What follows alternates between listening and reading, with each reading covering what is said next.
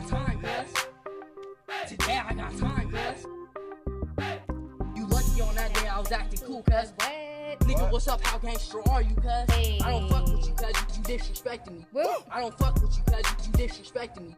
I go hard, cuz. Hey, what's up, y'all? Hope you guys are doing good today. I was asking if any ads played because I got a pop-up this time asking me if I wanted ads, and I closed it out. So I heard back from my YouTube manager. I emailed them after my last stream, and I let them and YouTube, I CC'd YouTube's ass on the email too, and I let them know that that was unacceptable. You know, my live streams are supposed to be live. I don't want ads playing in my live stream. I get enough support. People send super chats. People show me love. I don't want my streams being interrupted. So they stated that it wouldn't happen. So that's why I was asking, did you guys see any ads? Hopefully there will be no ads playing.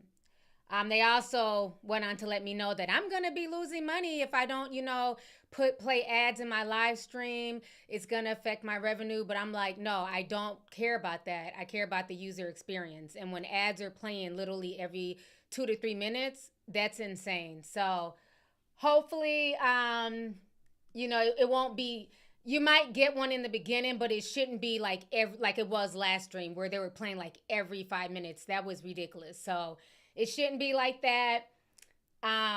So a few people got an ad, but again, like I said, it shouldn't be like every 5 minutes. It should just be in the beginning, and then it shouldn't be any in here. But we will keep track. So it is a lot, honey, going on. I know I'm streaming kind of early today. It ain't even 3 o'clock, child. I said, shit, I got shit to say. I'm feeling good. I was listening to my little Chinese songs, having a good time on the new Chinese app called RedNote. So I want to go ahead and break that down. Let me get some water. I want to break down all the drama that is going on right now on social media with TikTok. If you guys do not know, TikTok, it looks like it's going to be banned. And they're saying that it's going to be banned by Sunday. That's what all the reports are saying. And so a lot of people are upset, right? I think TikTok has really cleaned up their app over the past few years because I used to not like it. Initially, when I would go on, they would always be like, just kids dancing and doing stupid challenges. And they got rid of a lot of those crazy challenges and they started monitoring a bit more. And so then you would see them pushing more truthers and people speaking about things that you're not going to see on other apps. And that's what I really came to like about TikTok. Is a lot of the reactions, people talking about real topics, real situations, the rent prices, grocery prices going up, the fog, things like that you're not going to see on other apps. And so TikTok has been a home to many. There's a lot of TikTok influencers who get paid to put their content on TikTok. I'm not one of those influencers. I am a proud YouTuber, okay? So I don't get paid on TikTok or anything like that, but a lot of people do get their livelihood from TikTok. So this is going to affect a lot of folks in America. So what ended up happening is that a lot of people are very, very annoyed with all of the games that are being played and how they're basically telling people to, that they're going to close down TikTok. Even if you have it on your app, it's going to be banned off of the Apple Store and the Google Play Store, meaning that there won't be any updates. And even if you use a VPN, you may still be able to get on there, but everybody else is not going to be able to get on there like that because some people don't have VPNs. They don't want to use a VPN. And just using it, it's not going to be the same. And so it's eventually just going to phase out, right? Because they're not going to do any more updates in America, so on and so forth from like a technical standpoint. You might be able to access it, but it's not going to work, to its full ability. And so, we found out recently that Mark Zuckerberg came out not too long ago and started apologizing for the bullshit that went on his platform, Facebook. Basically, long story short, this mofo has turned full on MAGA. And I'm okay with that. He can do what he wants to do. He's a grown man. But I see through the BS. So I want to go ahead and play you guys his apology here. Or like his little stupid ass statement that he put out not too long ago. I got a lot of screens up. Okay. So let me pull it. We're gonna watch this real quick here. All right. So we posted this the other day on Instagram. Something important today, because it's time to get back to our roots around free expression on Facebook and Instagram. I started building social media to give people a voice. I gave a speech at Georgetown 5 years ago about the importance of protecting free expression, and I still believe this today. But a lot has happened over the last several years. There's been widespread debate about potential harms from online content. Governments and legacy media have pushed to censor more and more. A lot of this is clearly political, but there's also a lot of legitimately bad stuff out there. Drugs, terrorism, child exploitation. These are things that we take very seriously, and I want to make sure that we handle responsibly. So we built a lot of complex systems to moderate content. But the problem with complex systems is they make mistakes. Even if they accidentally censor just 1% of posts, that's millions of people. And we've reached a point where it's just too many mistakes and too much censorship. The recent elections... He's so full of shit, because I've been saying this since 2020. Who remembers when I would get so frustrated anytime I posted anything about C19 and the fact checkers would, try to shadow ban my post on Instagram, and I told those damn fact checkers to go to hell? Who remembers that? I was always telling those damn fact checkers to go to hell back in 2020, and now he wants to admit that, oops, I guess we did make a mistake. Keep going, Mark. What else you got for me? Also feel like a cultural tipping point towards once again prioritizing speech. So we're going to get back to our roots and focus on reducing mistakes, simplifying our policies, and restoring free expression on our platforms. More specifically, here's what we're going to do. First, we're going to get rid of fact checkers and replace them with community notes similar to X, starting in the US. He want to be Elon so bad, honey. He wants to be the new bootleg Tony Starks. Okay, now he wants to do community notes, but I'm glad I see the teacups. I'm glad y'all remember me fighting constantly with those stupid ass fact checkers, because my facts were on point. Everything I was saying back then came to pass. And now he's trying to come out in 2025 and act like he's telling us something new. He's full of crap. After Trump first got elected in 2016, the legacy media wrote nonstop about how misinformation was a threat to democracy. We tried in good faith to address those concerns without becoming the arbiters of truth. But the fact checkers have just been too politically biased and have destroyed more trust than they've created, especially in the US. So over the next couple of months, we're going to phase in a more comprehensive community notes system. Second, we're going to simplify our content policies and get rid of a bunch of restrictions on topics like immigration and gender that are just out of touch with mainstream discourse. See what it is? Everybody want to be woke now and keep it real. He's trying to turn Facebook and Instagram into what X is. He's seen that X has been a decent success for Elon Musk and, the right-wingers. And so he's trying to do the same thing. Basically, the money ain't moneying on Facebook. Let me come back on the screen. I'm tired of seeing this, man. Okay? The money is not money. Let's keep it real. Nobody goes on Facebook besides people 40 and up. I do have a Facebook page that we post, posts and stuff like that. But the young people are not going on Facebook. The young people are on TikTok. My son even told me yesterday, my youngest son, he said that when he goes to search for stuff, he doesn't even Google anymore. He goes straight to TikTok, and that is where he does his searches. So these young folks aren't even Googling. They're TikToking, okay? So Mark is trying to get a piece of that pie, that white ring pie that Elon Musk has successfully gotten. So then after he did all this, talking, he took his ass to Joe Rogan's podcast. And I didn't watch the full podcast. I just saw highlights and stuff like that. So, and I'm playing all this to set the backdrop for why we have all marched to RedNote, okay? So let me go ahead and pull this up here. Where's him going on? All right. We're just going to watch this snippet from MSNBC, child. All right. So they're accusing him of going full-on MAGA. Defending its companies, right? Not be the tip of the spear attacking its companies. I don't want to come across as if, we don't have things that we need to do better. Obviously, we do. And when we mess something up, we deserve to be held accountable for that, and just like everyone else.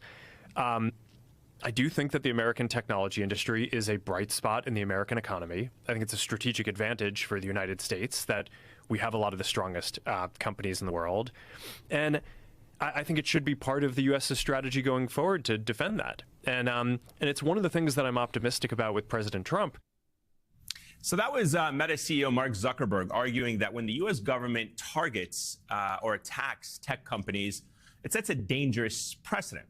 And it seems kind of rich coming from Mark Zuckerberg because, it was Zuck that Donald Trump literally threatened to throw in prison for the rest of his life if he did anything illegal to influence the presidential election.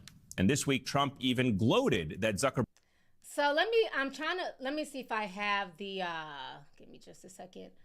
If I have the conversation with him and Joe Rogan, I thought I had it pulled up here.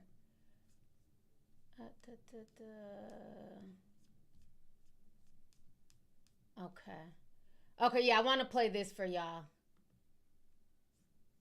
This is the convo with him and Joe, where he's going in on Biden. All right.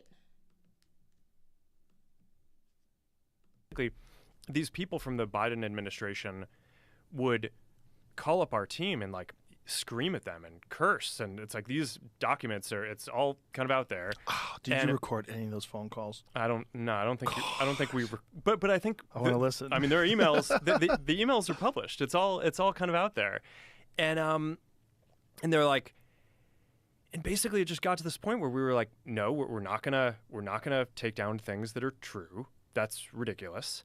They wanted us to take down this meme of Leonardo DiCaprio looking at a TV talking about how 10 years from now or something, you're going to see an ad that says, okay, if you took a COVID vaccine, you're eligible for, for this kind of payment, this sort of class action lawsuit type meme. And they're no, you have to take that down. And we just said, no, we're not going to take down humor and satire. We're not going to take down things that are true. And then at some point, objection. This man is full of shit. Okay, so you had more energy to not take down a meme of Leonardo DiCaprio than people who were literally posting the truth, what they were going through during C-19 and, home remedies and things like that. So y'all were taking down things that were true, people dying, when the infection was first coming out, it was being hit with, fact checkers and saying that it wasn't true. But, that's where they draw the line. Objection! You would not remove Leonardo DiCaprio's meme. You can't make this stuff up. I guess, I don't know, it flipped a bit. I mean, Biden, when he gave some statement at some point, I don't know if it was a press conference or to some journalists, where he basically was these guys are killing people. And I don't know, then all these different agencies and branches of government basically just started investigating and coming after our company. It was brutal. It was brutal. Wow. All right, child. All right. Hey, come back on the screen, honey. All right. He said it was brutal. They started harassing his company, and now he wants to switch sides, basically. Just say you want to be MAGA, okay? Just put on your little red hat, come on over and go kick it over there with them. Because that's really what it boils down to. He's trying to get a piece of that Elon Musk pie. He wants to get back in closer with, Donald Trump and all that stuff. So, now that we have that information under our belt, right? So now what's going on TikTok is that this ban is getting ready to come to fruition, unfortunately. So it should be here by Sunday. We're going to go ahead and listen to this Aaron's commentary real quick. All right. In just 2 hours, the United States Supreme Court is going to be releasing decisions that could potentially impact TikTok's future. Now, we don't know whether or not the TikTok ban opinion is coming at 10 a.m. today, but it's likely. And at 10:01 a.m., I'll have a video up no matter what happens, even if the Supreme Court doesn't issue opinions, to give you an update. If TikTok is banned, I'll be on Instagram, YouTube, and Substack. All three are linked in my bio, so you can please follow me there right now. Remember, even if TikTok loses at the United States Supreme Court today or... So basically what's going on now is that a lot of people are sticking it to American apps. So what is so funny, y'all know people on TikTok. Y'all know TikTok is a very, very petty community. They don't play about their community, and they will check any and everyone. If you're thinking you're about to go from being a YouTuber to TikTok and tell them how to run their shit, they will check your ass. I remember when Bethany Frankel thought she could come over there and, basically act like she was big shit because she was a celebrity. And she started trying to tell TikTokers they couldn't make videos on her commentary. Meanwhile, she's over there running her mouth. And they drug her for the filth. They let her know, you don't run shit over here, bitch. We do. Take your old ass back to Bravo. Okay? So the TikTokers, they don't play. They're very, very petty. So a lot of people got together on TikTok and they felt like, you know what? Nah, we don't trust Instagram because it's owned by Zuckerberg. We don't trust Facebook. It's owned by him. Twitter, we thought it was a bastion of free speech until the whole MAGA war happened last week when Elon Musk started turning in, on MAGA people and was demonetizing them and kicking some of them off. So they kind of woke up and realized, well, Twitter is not really a bastion of free speech either. So let's stick it to the man and just go to a Chinese app. So that was the whole joke of this, is that you're saying that TikTok is dangerous because it's, owned by a Chinese company and everything else. Well, now we're just going to go to a Chinese app. So people have literally flooded to RedNote. So it's very funny. It just shows that people have no loyalty and they're tired of the nonsense. And the people on RedNote, they're very welcoming. I've had a good time over there this morning. Hell, I'm going to start learning Mandarin. I hit up Lady J because, she speaks Chinese on the side. So I said, you're going to have to help me. I need you to help me learn Chinese and Mandarin, okay? So a lot of people are having a good time over there. I'm just going to show y'all some of these videos that are coming from RedNote. They're welcoming a lot of Americans. Some of this stuff is just funny that's on that they're showing right now on X. So they got the Chinese statue holding the Statue of Liberty. So a lot of people are here for this. Let's hear what he got to say. I think he's teaching people Chinese. In this video, I would like to teach you more Chinese way of saying wrong next question. It's not like a direct translation, but more like in this context, what Chinese people would actually comment. Number 1, 老公操我, which literally translates to husband. Number 2, 可爱想日, so cute. I want to. Number 3, please. Okay, this is a really freaky Chinese man. Next. So, people are just having a lot of fun with this. There was some other ones. There was some other memes that had popped up. I think this was one of them where they're welcoming people. Hello, a big welcome for my refugee friends. Welcome to RedNote. I feel so happy and I'm really touched seeing all you guys here because we're happy to be here, ma'am. The walls built by politicians between us are starting to break down, and this reminds me the quotes carved on Tiananmen Square. The quotes are from our spiritual leader, Chairman Mao, the founder of the country. The quote one is, "Long live the People's Republic of China," and the second one is, "Long live the great unity of people from the world." All right. Welcome, refugees. 欢迎所有的难民. First, I want to say welcome Ni hao. everyone, no matter what race you are, what country you're from, what language you speak. You are all welcome to RedNote. I know there's a lot of inconvenience on searching or finding what you like since it's all Chinese character. So I'm gonna start making videos today about learning some Chinese keywords so you can use the platform. It's a lot easier having a way better time on RedNote. And comment below where you're from and what you're interested in. So it's a lot of that on RedNote. Let me come back on the screen. So I'm having a good time over there. People are DMing talking about, hey, welcome, homie. Okay. So RedNote, it's funny, and it's just very interesting to see, like, everybody going over there just trying to figure it out and learn Chinese and seeing what folks are saying in the comments. And they probably ain't never seen that many black folks in their life. You got black folks over there just singing and dancing, and it's just it's almost like you know, to hit back at a lot of these American apps, you know, that have disrespected us for a long time with like the fact checkers and pulling down posts and stuff. And, you know, I don't know how long RedNote will last. Hell, they might ban RedNote next week. Who knows? But for now, it's just funny to see everybody racing over there and, you know, starting to put up content. RedNote's been around for a while, you know, didn't just pop up this week. It's been around for several years. So that is why everybody's going to RedNote. They're not going to American apps like that. They're all going to RedNote to say, okay, since y'all want to ban TikTok, we're just going to go to a fully Chinese app. So this is not making mainstream news. The mainstream media, of course, is talking about this as well. So let me go ahead and pull up this video here. Let's see, is this the one? Yeah, they're calling us TikTok refugees, okay? All the TikTok refugees are now going to RedNote. Sunday, just 4 days away. So right now, some users are finding new places for their viral videos. News Nation Weekend anchor Anna Koyman is with me live to explain. Anna, my team and I were talking about this yesterday. So many of these we haven't even heard of. What apps are picking up steam with these self-described TikTok refugees?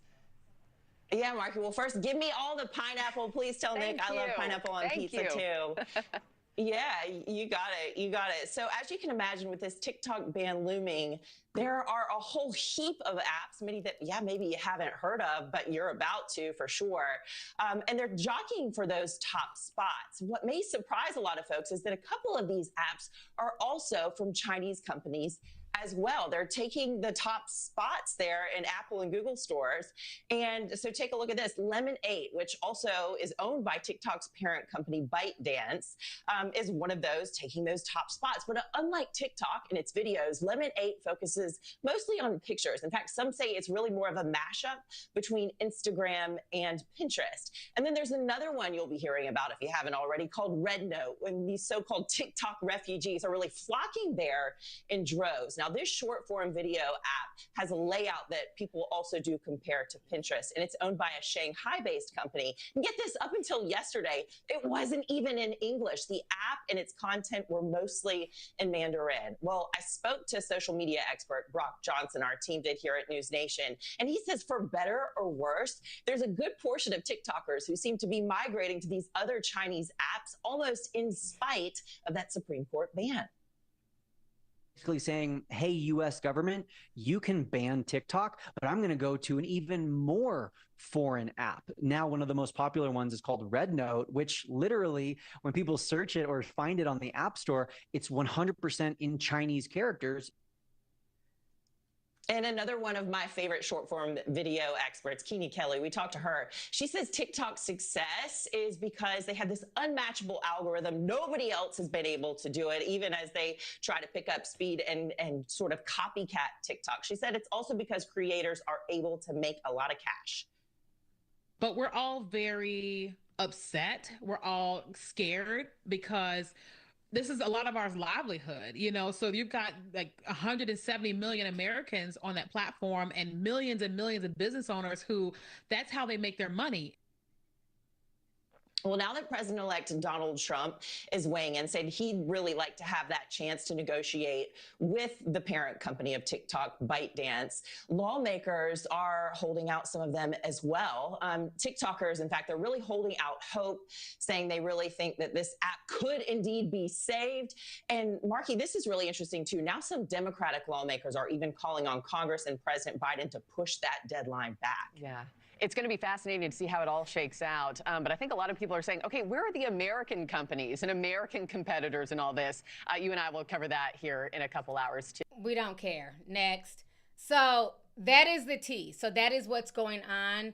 Basically, everybody is sticking it to a lot of these apps because the algorithms are not fair.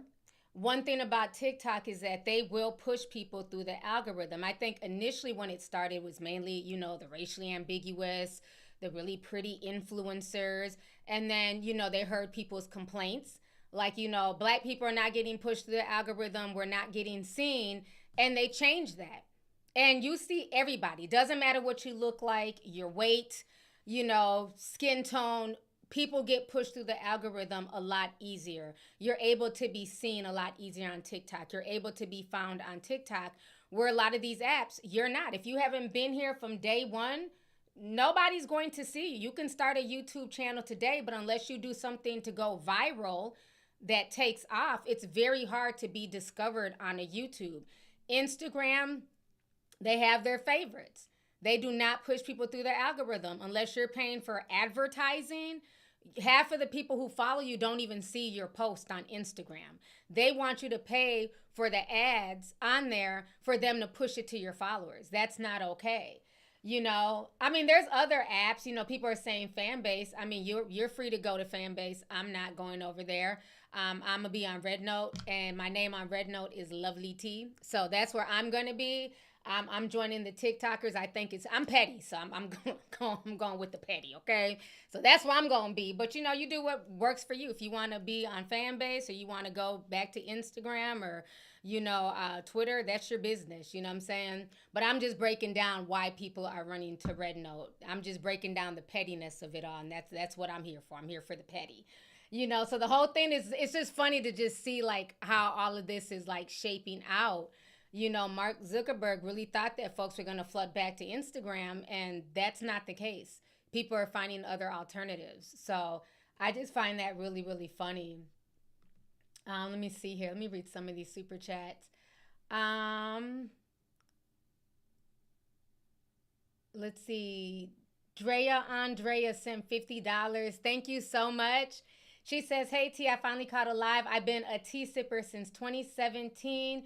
You're the only media outlet that I trust. I'm sad that TikTok is being banned, especially on my birthday, 119. Love you, T. Love you too, and thank you so much. I appreciate it. Shout out to all the Capricorns. Today is my older son's 24th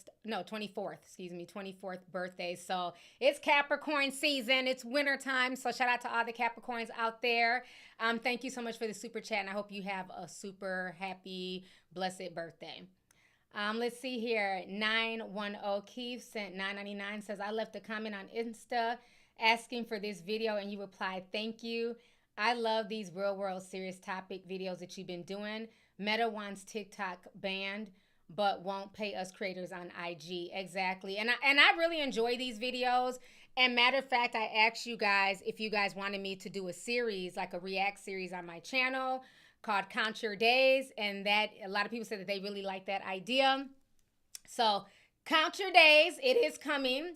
I'm working, you know, when I roll out stuff, I gotta, you know, have songs and, you know, openers and all that. So hopefully next week we'll have everything together, but I'm definitely going to do a series on the channel just talking about real world topics, you know what I'm saying? So whatever topics you guys are interested in, as far as, like, you know, companies that need to count their days, stylists, they need to count their days, we're going to go ahead and definitely put it together on this channel. And that is one thing, like I said, that I really love about TikTok, because those are real conversations that are being had and people's real reactions to, like, different topics that get pushed through the algorithm, you know, that you don't see on other platforms. And unfortunately, like you said, with Instagram and Facebook, at one point in time, they were paying. You know, they were paying creators. They had some type of creator fund. And then they just woke up one day and said, yeah, we're not going to pay anymore. We're not paying you on Facebook for posting on Facebook. We're not paying people for creating content on Instagram. So people left. People are not going to keep making free content. You know what I'm saying? Especially when these billionaires are making all the money and you guys don't. And the reason why you're even able to make the money is because of the content that people put on these platforms. So they got to cut a check at this point. You know, and I think RedNote will be doing that as well. If they want to keep their users, they'll probably, you know, have to figure out some type of pay scale as well.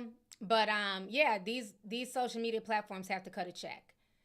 That's just what it is. And so if Instagram want people to come back and put in all this work to build an Instagram platform and to create content, they need to pay.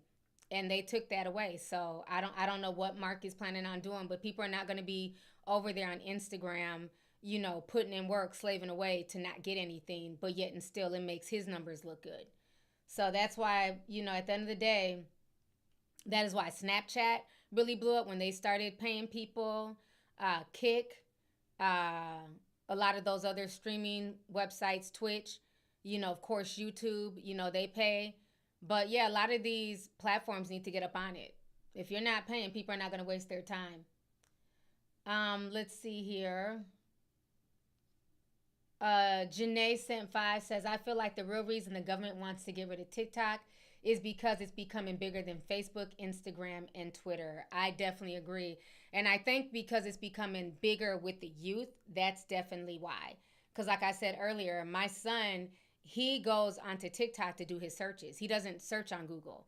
Like all the kids their age, they use TikTok as their search engine. So, and I love that. Let's see here. Andy Lopez at $9.99 says, they fact checked me when I shared a documentary that Alex Jones posted about hospitals being empty. That was the final straw. I deleted my Facebook account. I agree. I went through hell during the George Floyd riots and COVID or C-19 on Instagram. Constantly getting banned, taking down my feed. And then because I was going live during the riots, they ended up banning me from going live on Instagram for damn near a year. So, as far as I'm concerned, that's why I don't run my Instagram page. I'm just on there casually viewing topics. Madia, that you might as well call that Madia's page. I don't run it. I don't post anything on there unless it's me posting. Like I posted today. Did y'all see my video I posted today? I posted on YouTube too. This is my little meme video I did today on my Instagram page. I'm going to show it to y'all. It's funny. But unless it's like me posting something like that, I don't post on Instagram. I'll be minding my black ass business. Madia does all the posting on there. This is what I posted today. This was me. I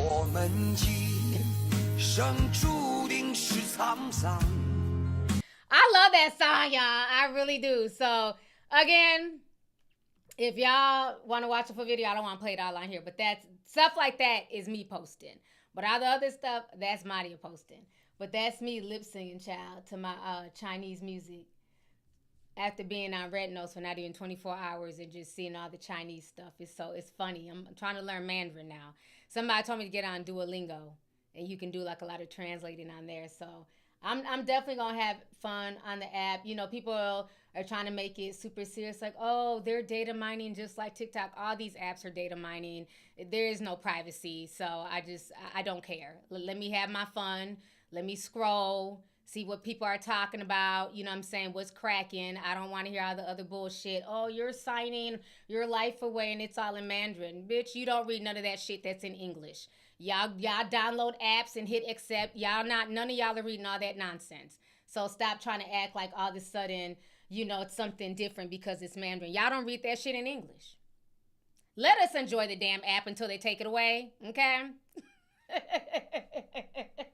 Okay, thank you, See Deeper. Let me have my damn fun. Y'all always got to be fucking killjoys. You know that to get on there, it's all in Mandarin. You done signed your life. I ain't signed shit away, bitch. Did you sign your life away and you just hit accept when you join Instagram? Accept when you join YouTube? Accept when you join X? Are you still not here ticking? Yes, you are. Man, oh man, I swear. This has been like a hell of a week. And the week has just started. We're not shit. Today's Wednesday. It's been so much going on. Let's see here. Dexter Davis, he gifted 5 memberships. Thank you so much, Dexter. I appreciate you, brother. So if you want to grab a membership and watch some deep dives, he just gifted 5 people a membership. Let's see here. Miss Sparkle sent $1.99. She says, Mark still looks like an alien. Ooh. Y'all are messy. CCZ Damien sent 5 says, all these rich oligarchs are the devils and just want to amass as much wealth as possible. Elon is now trying to influence the UK. Where's Luigi? Ooh-wee. Child, he locked up somewhere in New York in the same jail as Diddy. It's a mess. Michelle says, I just want Mark Zuckerberg to know I speak for myself and others. We the people don't care. Exactly. You know, it's very funny that now he wants to become more relatable and admit, you know, the faults on his app. We don't care. We're over it. We're now coming back. We'll post the bare minimum. We'll go on there and be nosy. We'll sip on the shade room. But we're not engaging with your app like that. They've all lost engagement. TikTok was the #1 app. That's where all the engagement is. It's on TikTok, and that's why they're mad.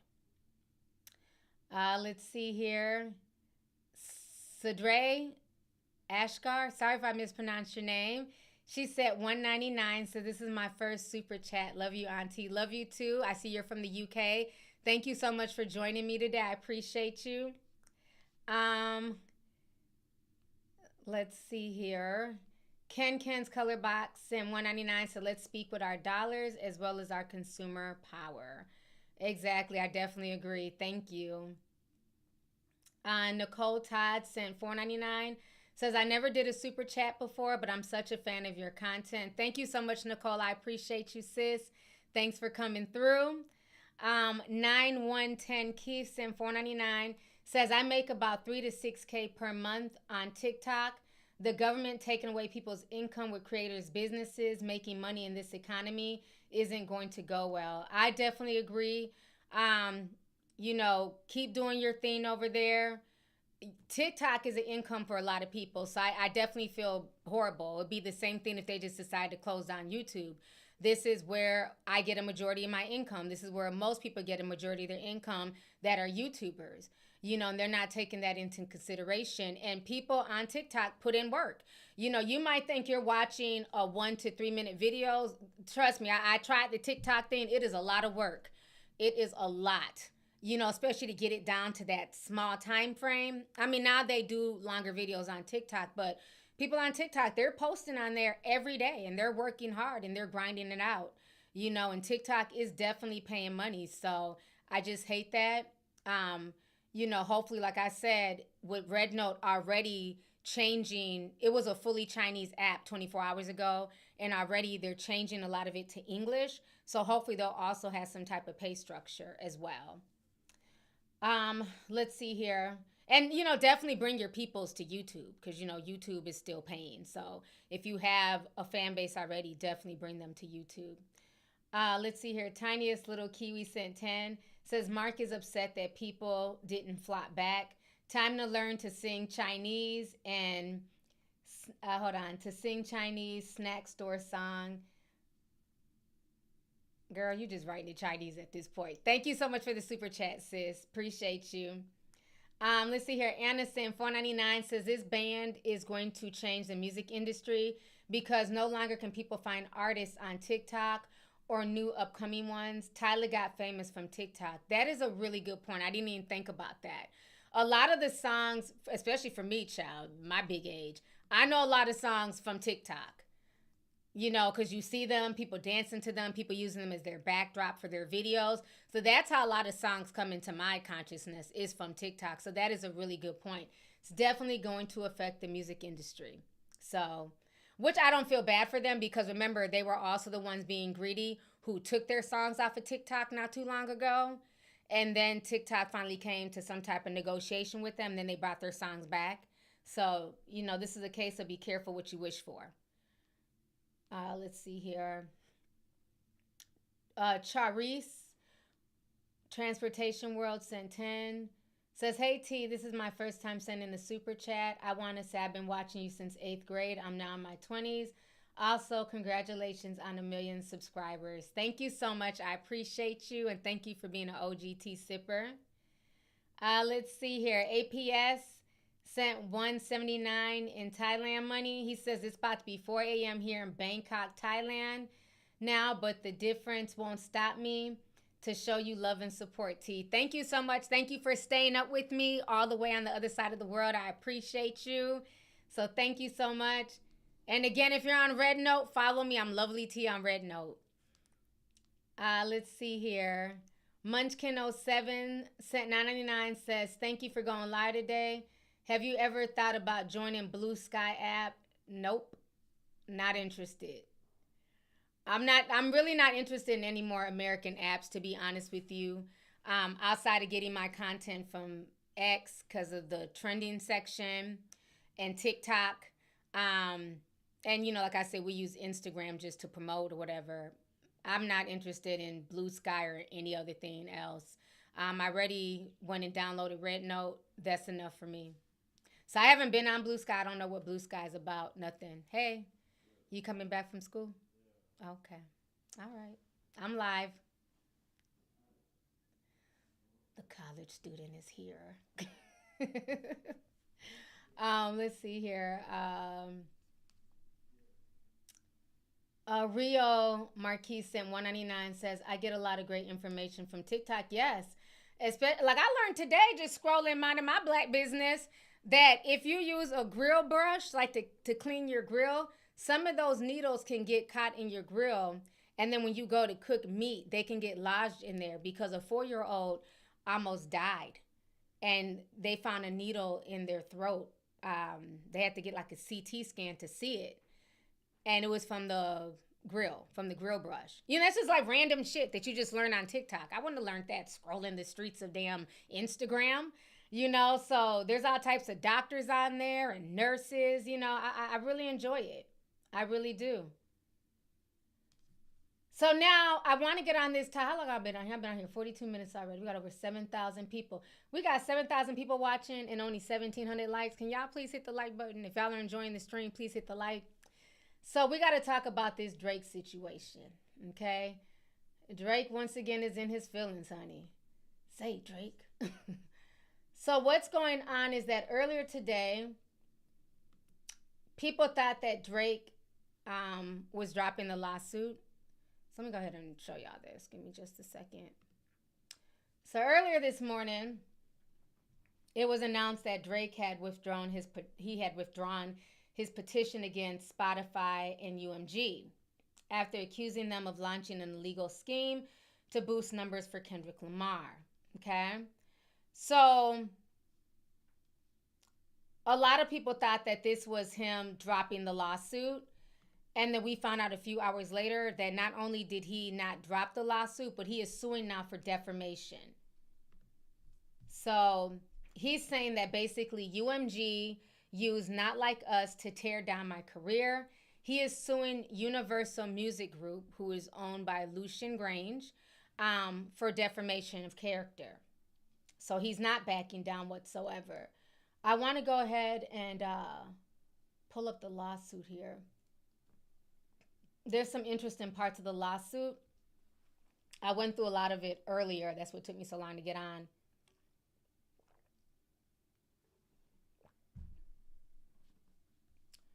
Let's see, where's the part here?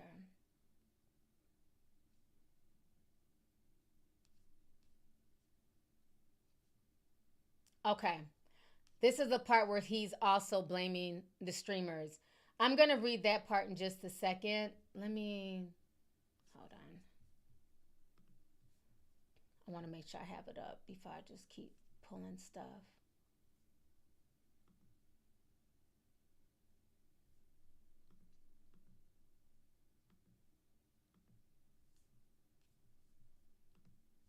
Okay.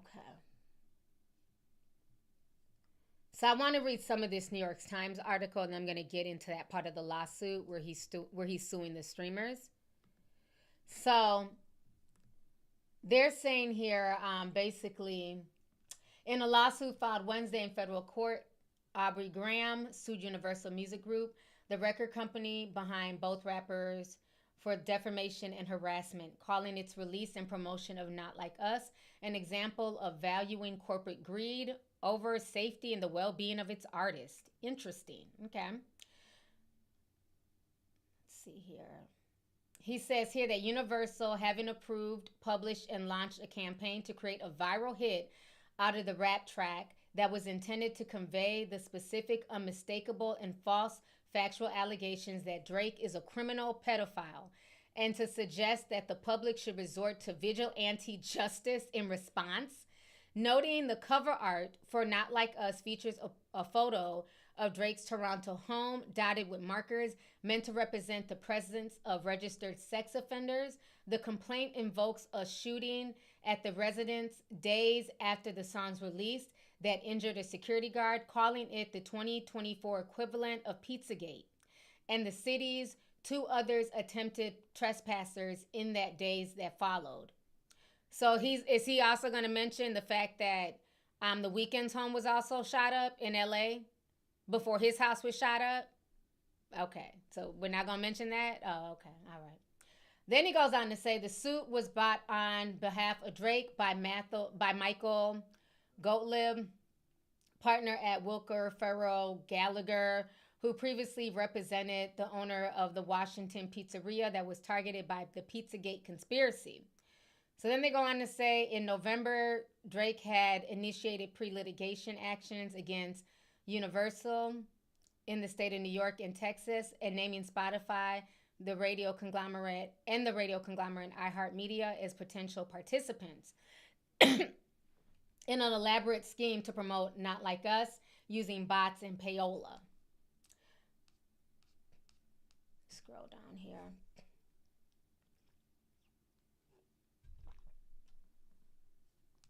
So now let me go down. He also goes on to say that a potential motive for the company promoting Not Like Us aggressively, it invokes contract negotiations between Universal and Lamar, who's under a short-term deal with the company that would extend late last year, according to the suit, as well as Drake, whose contract is up for negotiation this year. By devaluing Drake's music and brand, UMG would gain leverage to force Drake to sign a new deal on new terms more favorable to UMG, the suit states. Drake also accuses UMG in engaging in questionable practices to promote the song. It's hinted in the pre-litigation last year, which sought to obtain further information. So now let's go ahead and go over here to the official lawsuit. And this is what he's saying about the gamers and the streamers. He's saying here that UMG has a formal ban on whitelisting and has never whitelisted a song on any platform to the plaintiff's knowledge. In or around June 2024, UMG reinstituted the copyright restrictions on the recording. The effect of whitelisting the recording was massive and immediate. Able to play the recording in full in their videos to profit from them, content creators rushed to republish the recording in reaction videos. And here are just a few examples. The Cartier family, whose YouTube channel has 1.44 million subscribers, posted a video depicting the image using the recording. As of the date of filing, the video has 2 million views. Twitch streamer No Life Shack posted a 14-minute clip of his reaction to the recording on his YouTube channel, which has 4.7 million subscribers. As of this date, that video has 5.3 million views. YouTuber Zayas posted a 15-minute video, his reaction on his YouTube channel that has 4.9 million subscribers. As of this date, the video has 6.6 million views. Twitch streamer RDC Gaming posted his reaction depicting the image and using the recording. As of this date, has 4.5 million views. Kai Cenat posted the 20-minute video of his reaction to the recording on his YouTube channel, which has 11 million subscribers. The video's thumbnail predicts the image, and the date of this filing, the video has over 9 million views. So Drake is really out here snitching and telling, honey. Okay, so he feels that because of this, UMG paid influencers on Instagram and on X to post content about the defamatory material for the purpose of spreading the content to larger audiences. UMG's campaign to spread the defamation material was successful. On May 4th, 2024, the recording set a new record for the most single-day stream of a rap song in U.S. history. 13 million in 24 hours.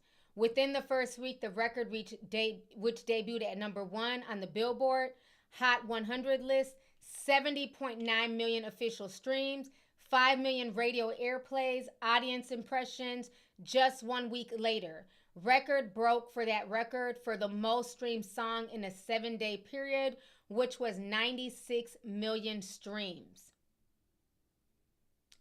UMG published the video. Recording returned to the number one spot on the Billboard 100 in the week after the video's publication.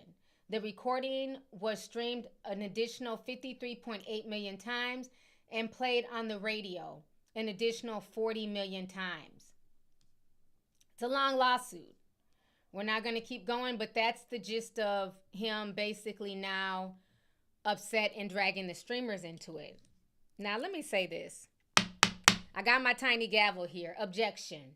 Were all the Drake ball sniffers, right, who were in my chat coming at me saying that Drake was suing on behalf of independent artists? And I don't get it. He's looking out for the little fellas. He's looking out for the, up-and-coming rapper. He's looking out for the indie people. And I called it. I said, Drake is full of shit. He's trying to burn down the industry behind him and then run his ass to country or rock and roll or some shit. We're all the Drake ball sniffers who swore up and down he was doing this. He had the right intentions and he's looking out for the little people. He was never doing this for the little people. Let me tell you what he did. This was Drake's formula. Let me come in and talk about the bots. The same bots that benefited him when Spotify was doing nothing but promoting him 24/7. Okay? So let me come out and talk about these bots and expose how these bots are being used and why you indie artists, you up-and-coming rappers will never stand a chance because of all of these bots. So he tried to come in like he was the hero that's going to expose the industry and make it a more level playing field. But that was never his intention, because now, as of today, he withdrew that petition. Him and Spotify came to an agreement saying that he's not going to move further talking about the bot situation. So Spotify's like, oh, he's not talking about the bots? Whew! Okay, great. Moving on. Nothing to see here, folks. But what did he choose to pursue? The defamation claim. That was his plan all along, okay? That's what he wanted to hit at all along, was the defamation and the fact that Kendrick Lamar is going to be playing at the Super Bowl, and that's going to ruin his reputation even more. And he's trying to prevent that song from being played on a global scale, which is already global. People were playing that song all over the world. So Drake never had anybody's intentions other than his own in mind when he filed that lawsuit. So DJ Academics and all these people acting like, oh, Drake is doing this for the little man, y'all need to shut the hell up, because he's not. And I also, objection, okay? Let her cook. I find it very funny that he's talking about how UMG supposedly played Kai Cenat. I don't know the other people, sorry. I know Kai, so I'm just going to use him as he's in the lawsuit. They allegedly paid Kai to do a review. They made it where Kendrick Lamar's music was not, copywritten at that time. Everybody was able to get a bag, right? But aren't you the same one pillow talking with DJ Academics? So it's cool when you do it, but it's a problem when other people do it. Did you not tell DJ Academics that LeBron James is cheating on Savannah and that, you get LeBron James all types of white cooch when he comes to Canada? Is that not the same thing? You're trying to ruin this black marriage. And I'm not no big fan of LeBron James at this point. Y'all know that. But I'm going to take up for Savannah. So you're trying to cause dissension and ruin this man's reputation because he's running around singing, "You're not like us," like the rest of the world. It's a hot song. Were you crying when he was singing your songs? Was Kendrick Lamar crying when he was over there singing Drake songs and working out to Drake music? No, he wasn't. So you're mad because LeBron is out here talking about, say, Drake, I heard you like him young. You better not ever go to cell block 1. So you're in your feelings. So now you're trying to, use DJ Academics to ruin his marriage. So it's cool when you pillow talk and you give DJ Academics the tea on your enemies, but it's not okay for UMG and other people to pillow talk and make backdoor deals with streamers. Interesting. Very interesting. I mean, it makes no sense. It was cool when the bots were benefiting you and you were number one on Spotify. They even had your damn video being promoted in the gospel section. Drake don't make no damn gospel music. Drake don't make EDM music. But yet and still he's being promoted in these genres that he's not involved in. So it's cool when the bots were botting and making your music go viral and making you number one and making you that guy and making you the face of black hip hop in America, even though you're a biracial Canadian. It was cool when it was in your favor, but now that a real African-American man who's actually African-American from Compton has a number one song, now there's all these conspiracies. Now it's not cool when the bots and the streamers are being used to help Kendrick. All is fair in love and war, baby. I'm just saying. If it's good for the goose, it's good for the gander. If you can benefit from payola, if you can benefit from, greasing palms and, bots and being cool with this person and having, DJ Academics and other people boost you up and shout you out and make sure that you're always seen in the best light, who gives a fuck if these streamers were paid to promote the song? Who gives a shit? Let them eat. Let them get their money. It's crazy that it's okay when it's him and he's getting a bag. Let these young black boys eat. Stop trying to take bags out of young black folks' mouths. I don't care if it's Kai Cenat, if it's cooking with Kaya. Times are hard out here. So I don't give a damn if UMG cut them a check. So what? Let them eat. Whew, let me calm down.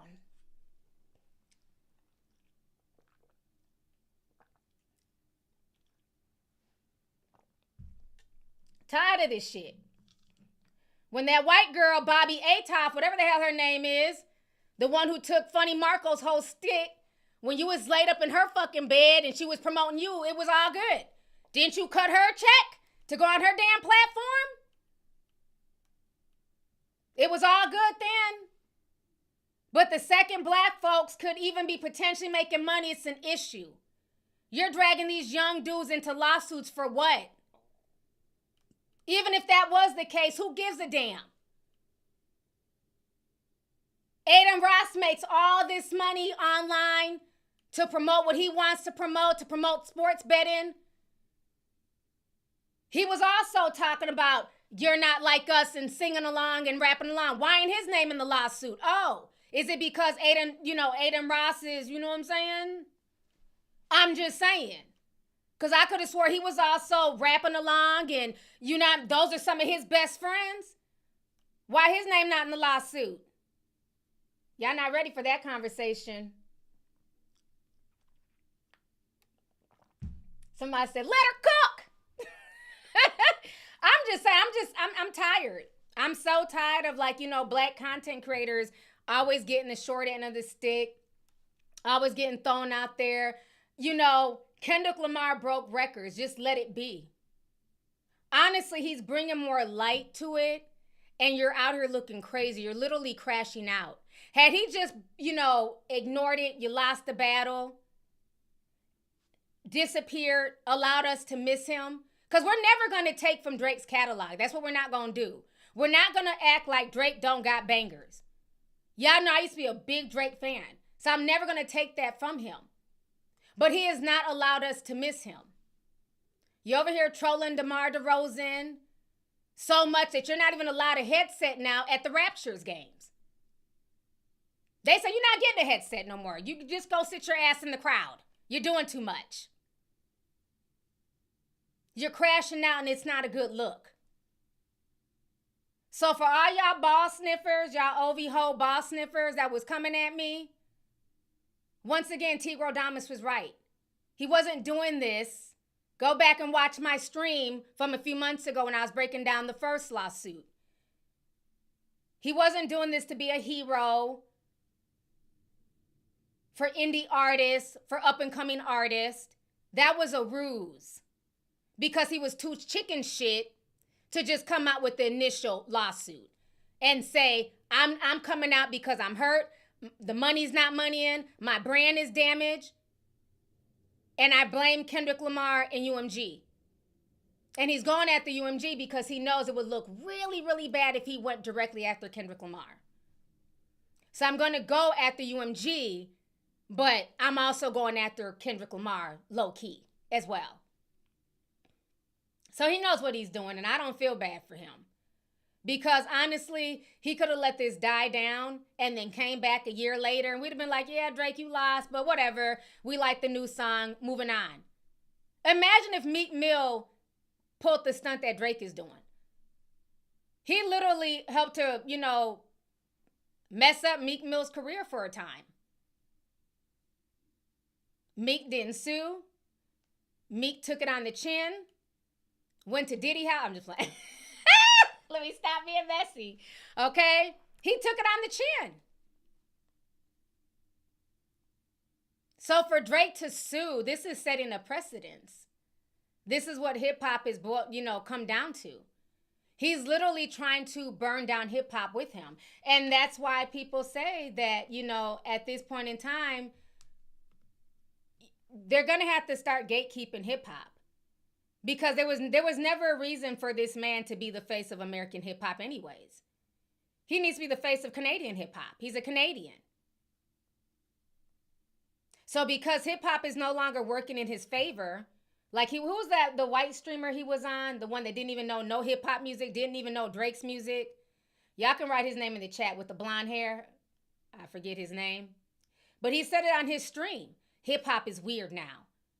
I said, that's him telling y'all, low key, hip hop is weird. He's about to jump ship. He's about to pull a fucking Jelly Roll, a Post Malone. He about to get a country hat, some cowboy boots, and he's going down to the old town road. That's where he's about to go. I bet you anything he gonna start dropping. Okay, QXC. Okay, shout out to XQC. He said that on his platform.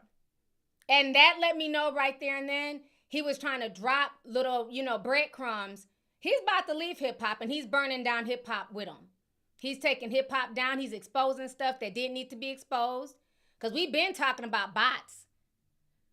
We was calling out French Montana 2 years ago. When he was dropping his album, and then you go to his YouTube videos and it's just bots in the comments.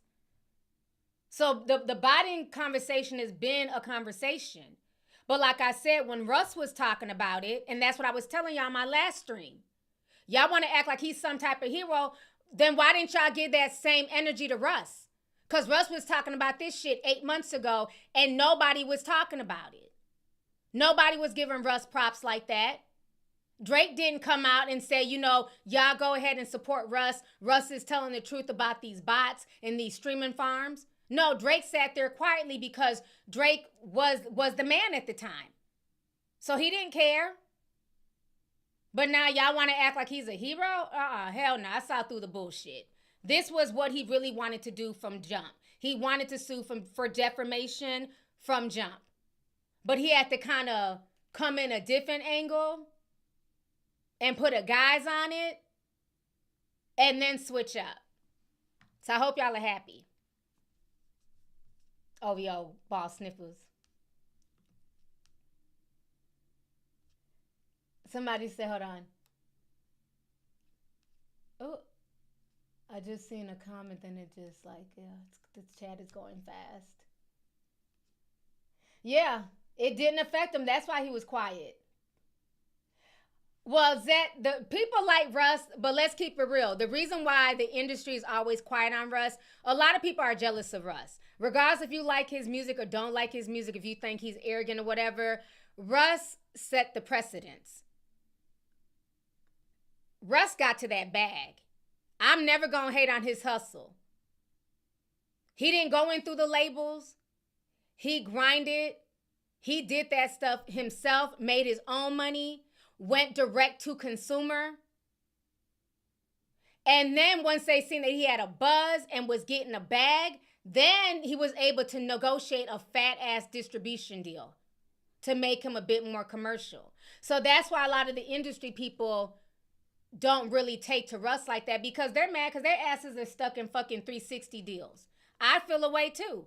If this man's eating good, he don't really got to tour like that. He don't got to stress himself out. He has a built-in fan base. Yeah, I'ma feel away too.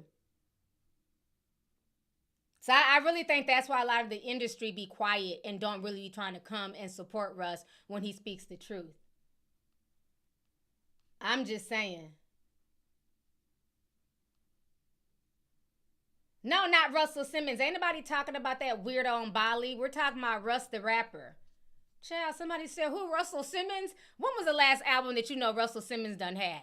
He probably in Bali right now upside down with his balls bouncing in his face. Let me stop. Sorry. Y'all know he likes to hang upside down like Spider-Man and shit. He ain't got no drawers on.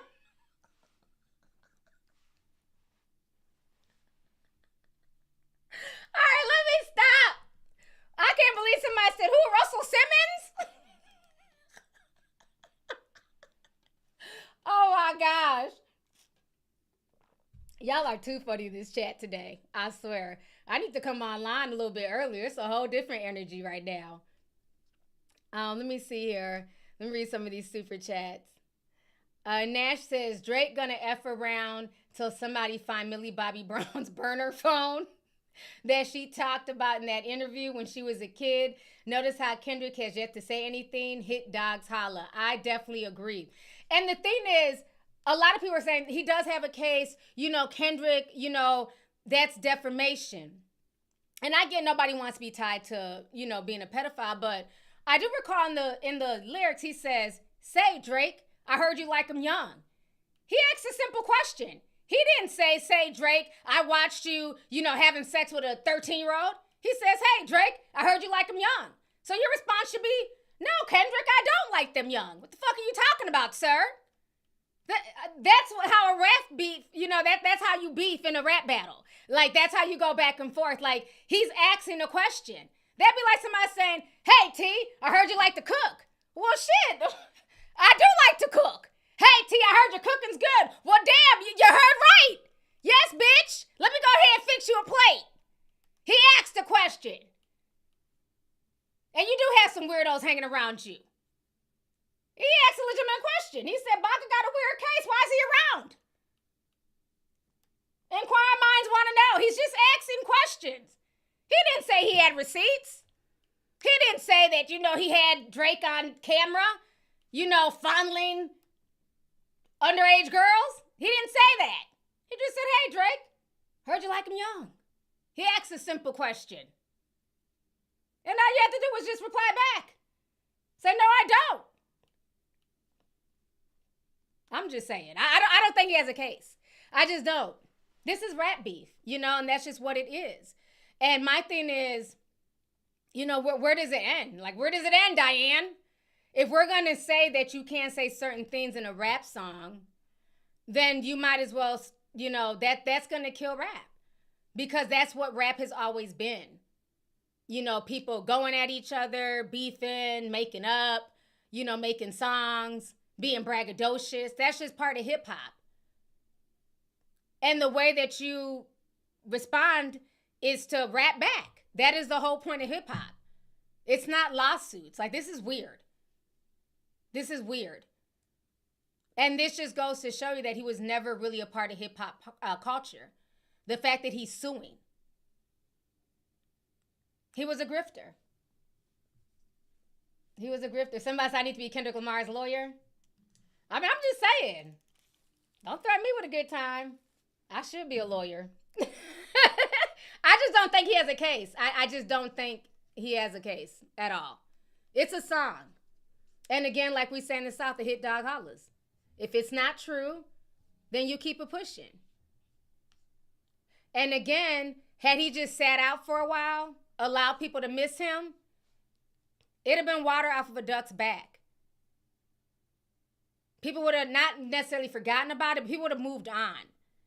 But when you're bringing up lawsuits and you're crying and you're, going at people and you're on streams going off about stupid stuff, it makes people feel like, well, damn, is there some truth to what's being said? Because you're so upset. Because my thing is this, right? If we're going to play the you can't make stuff up and this is so wrong, you weren't innocent. Let's not act like Drake was in his songs, just rapping about sunshine and daisies. He basically said that Kendrick Lamar's wife, Whitney, was cheating on him with the manager, David Free, and that their son is not Kendrick Lamar's child. So it's okay for you to put out allegations of, again, another woman cheating. It's okay for you to try and destroy another marriage. Remember, that's what got him into that battle with Pusha T, when he was talking about Pusha T's wife. So it's okay for you to talk about people's wives, people's families, but when it comes to you, everything's supposed to be off limits. That's just not how it works. Drake was also throwing rocks. And then in the lawsuit, he was saying that Kendrick Lamar and UMG, they basically put his life in danger because of this song. Were you not the same one that said that this was a 20v1? Did I not do like a breakdown? And in that song, he said this is a 20v1. It was all these rappers coming at him. So if you're in danger, could it not, this is me putting on my lawyer hat. How do you know it's from Mr. Duckworth? Rick Ross is the biggest boss that we've seen thus far. How do you know it's not from Rick Ross? And speaking of Rick Ross, did you not have people that were big fans of yours in Canada put hands on Rick Ross? And I believe they were from the Hells Angels. And remember, Drake liked the video of Rick Ross getting beat up? I believe so, allegedly. I didn't see the like myself. Maybe he didn't like it, but I remember people saying that he had liked the video. Y'all put a teacup if y'all remember. When Rick Ross got beat by Hells Angels, I don't recall Drake coming out and saying, stop the violence. It's not this serious. Keep it on wax. So, should Rick Ross also sue and say that he feels like his life is in danger? Because he was actually, they put hands and feet on him. Well, maybe not feet, but they put hands on him. You're not just going to put all this on Kendrick. That's what we're not going to do. We're not going to put all this on Mr. Duckworth, okay? You said it was a 20v1. How do I not know that it couldn't have been, somebody from the ASAP Rocky mob? Could have been one of the ASAP people. They're a big mob of guys. Maybe they did something to frighten you because you're beefing with ASAP Rocky. Because once again, you disrespected his what? Are they married yet or is that the baby mama? I don't know. Rihanna. I don't know if I don't think they're married. I think they're just, you disrespected Rihanna. And then ASAP had to get involved. Then we have Future. I'm just saying, it could be a lot of people. And let's not forget, Pusha T's somewhere in the mix. So if you feel like your life is in danger, I don't think it's because of just Kendrick Lamar and UMG. Remember, you said it yourself, it's a 20v1. There's a lot of suspects. I'm just saying. Kendrick got this in the bag. I don't care. Kendrick got this in the bag. He gonna win this damn lawsuit. Fuck that. Drake has no case. To me, he's just doing this to stall and make it where, UMG may stop Kendrick from performing the song. He thinks he's slick. Somebody said, yeah, Metro Boomin, The Weeknd. And The Weeknd's people to me, that would be a closer person to be scared of is The Weeknd's people. The XO people. Because they shot at the house. So why would that not be more towards The Weeknd than even Kendrick and UMG? But again, remember, The Weeknd's home was also shot at the week before. So, I don't know, man. I think K-Dot got this in the bag.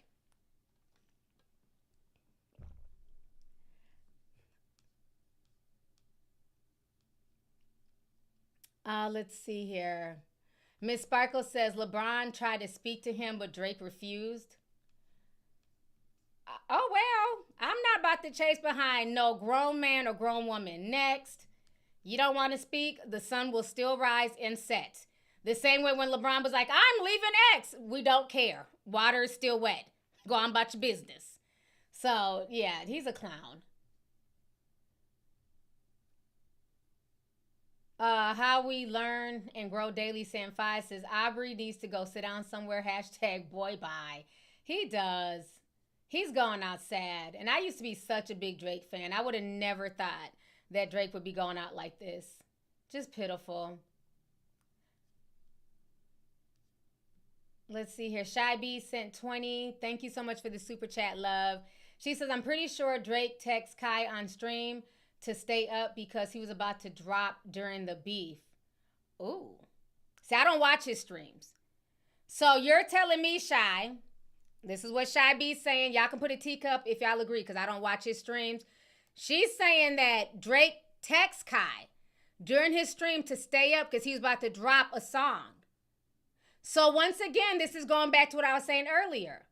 It's okay when Drake does it, but it's an issue when other people do it. So did Drake do this, y'all? I don't know because I don't watch streamers. So, okay, people are saying it's true. GARMSOO says it's true. IO Johnny says it's true. Well, Kiwash said for Family Matters. Okay. Wow. Thank you for pointing that out, Shy B, because I had no idea. So again, this is showing the hypocrisy of Drake. So it's cool for Drake, like I said before, to tap these content creators and DJ academics and, Bobby Atoff and all these people on the shoulders to, to collab and work with and, spill tea. But it's an issue if Kendrick or UMG did the same thing. That's very interesting. Woo! Kendrick got a case on his hand. They're going to win this. They need to put me on the damn docket. Let me be one of the lawyers. Wow, that's crazy. The hypocrisy knows no bounds with this dude. Let's see here. Mr. Ifolua sent 1999 says, much love to you, T. Been sipping with you since the Stevie Wonder intro. Thank you so much. I appreciate you, love. Thank you for coming through and thank you for the support. Let's see here. APS sent 179 says, never seen anyone who looks good in any color they wear until I found you. You're gorgeous, T. Thank you so much. I appreciate it. And thank you once again for staying up with me and watching the stream. Let's see here. Infamous Eli sent 199 says, T is cooking 100. Thank you so much. Live, Laugh, Love, New Orleans Diva says, thank you for your honesty. We appreciate you, T. You are so welcome, and thank you so much, sis.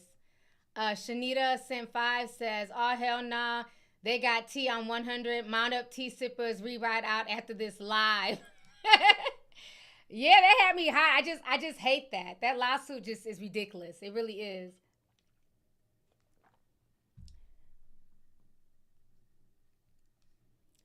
Wait, somebody sent $2. They said, what is this? Wet Kiliwash? Sorry if I'm mispronouncing. That's a lot of letters in your name.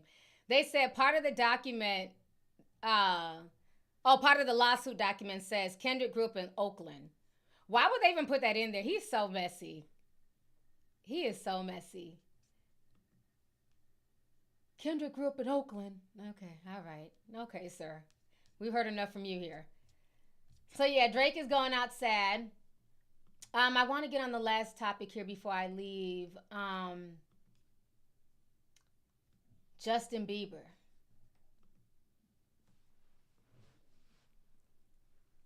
They said Justin Bieber unfollowing everybody. He done unfollowed Usher, Scooter Braun, and a bunch of more people. So now, you know, for a lot of us regular folks, you're like, okay, it's just a follow. But folks who be on social media understand that a follow is a big damn deal. Usher was Justin Bieber's mentor from the time he was 13. Let's also not forget who was Usher's mentor. Usher got dropped off by L.A. Reid to go stay with Diddy and Usher's mama to go stay with Diddy at the Puffy Flavor Camp. We talked about this in my Diddy Deep Dive. And so he was on Howard Stern talking about the Diddy Flavor Camp. And Howard Stern asked Usher, well, Usher, you have boys, and they're about, 13 or 14. Would you allow your sons to go to the Diddy Flavor Camp? And not only did Usher say no, but he said, hell no. Said it with his whole chest. Said, hell no, my sons will never go to Diddy's Flavor Camp. But he had no problem sending young Bieber to Camp Diddy. And we've all seen those videos of Bieber looking extremely uncomfortable next to Diddy. And who's his in-law? I get all the Baldwins mixed up. But the Baldwins, they're a staunch Christian family, the ones who don't drink. But the uncle, or maybe it was his wife's dad, one of the Baldwin brothers, child.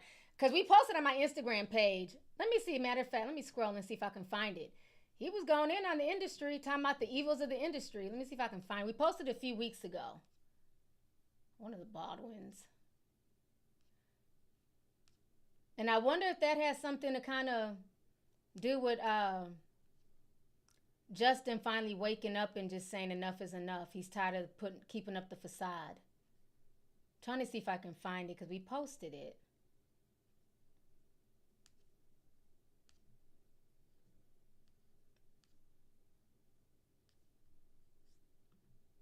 Which Baldwin was it? Was Steven? Okay, his father-in-law. I knew it was one of the Baldwins. I'm sorry. Okay, so it was the wife's father. Okay, let me see if I can just find it. I'm not seeing the video. We post so much on here.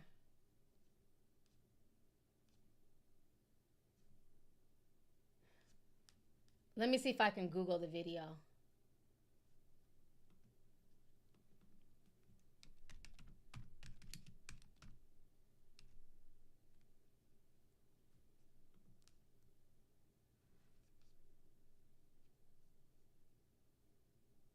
I just want the part where he talks about the industry.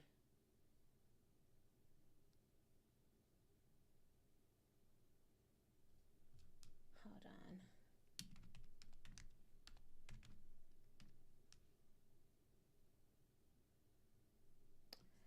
All right, I think this is the video.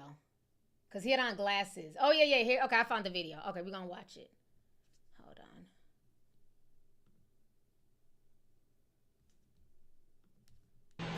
This is a message. Okay, let me pull it up on the screen. Hold on. Okay, this is the video. Stephen Baldwin is Haley Baldwin's dad. For all of the Hollywood witches, surrender and throw down your weapons. It has been too long that you have suffered under the deception of Hollywood. So to all of the Hollywood witches, it is time for you to be set free by the power of the Almighty. Blessings. All right, child. So y'all saw that video, honey. So that went viral a few weeks ago. And I find it very interesting that went viral. And then I don't know if y'all saw the video I had posted on Discord about what they were doing at the Golden Globes, making fun of God. And then 2 days later, the fires just ravaged, LA. Let's see if I can find that.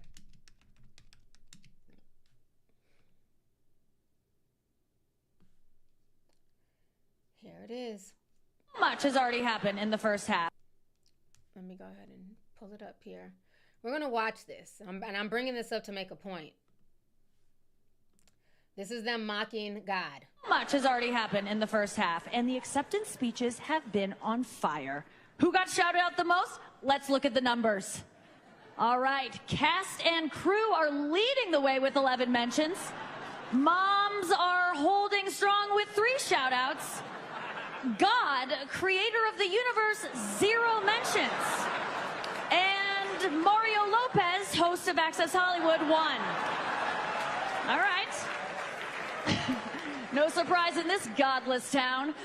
Okay, sis. And 2 days later, Hollywood and surrounding areas were burning. Now, I say that to say that, you know, like I always tell y'all, the power of life and death is in the tongue, right? And notice in the beginning, she says, she talks about fire. She says the word fire with like all this passion at the very beginning. Let me go back to what she said. Much has already happened in the first half, and the acceptance speeches have been on fire. Who got shot? The acceptance speeches have been on fire. Isn't it interesting that she used that word, on fire, and then Tinseltown, which is another word for Hollywood, is on fire. I think the fires, I think Stephen Baldwin, I think, you know, Justin has been trying to get a lot closer to his spirituality.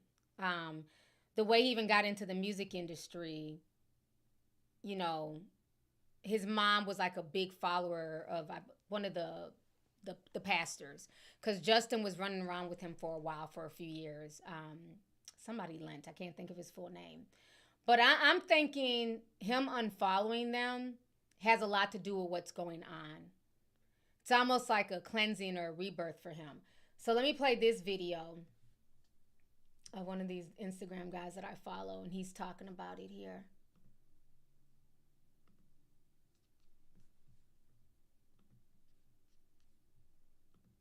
Because he unfollowed a lot of people, not just Usher. Usher on social media, along with a lot of other people that he's associated with in the music industry. Now, why does this matter, and why the heck do I care who Justin Bieber is following? Well, the people he unfollowed actually have a connection to each other, and this may have a deeper meaning. Usher was Justin Bieber's mentor growing up, and the one that mentored Usher was P. Diddy. In fact, he was sent to Bad Boy Records, P. Diddy's record label, to work with him when he was just 14 years old. And then Usher went and eventually owned his own record label with a man named Scooter Braun that Justin also unfollowed, and they signed Justin when he was just 13 years old. See the trend? Justin also unfollowed a man named Pooh Bear, who wrote and produced a lot of his songs and was his mentor earlier on in his career. He also unfollowed Allison Kay, who was a former manager. He also unfollowed Ryan Good, who was the best man at his wedding and basically his stylist. He unfollowed Kenny Hamilton, which was his security guard, and he was Usher's former assistant. Looks like Justin Bieber wants out of this whole mess, and maybe he knows something is coming. Justin Bieber just unfollowed Usher on social. I like how he be saying Usher. But you guys see he unfollowed a lot of people. Scooter Braun, his old manager, the hairstylist that was in his wedding. So something is definitely going on in Hollywood, and especially with Justin. And I think him unfollowing, it says a lot. It says a lot about what he's been through. And I think, you know, maybe he'll be ready to tell his story. Maybe he won't.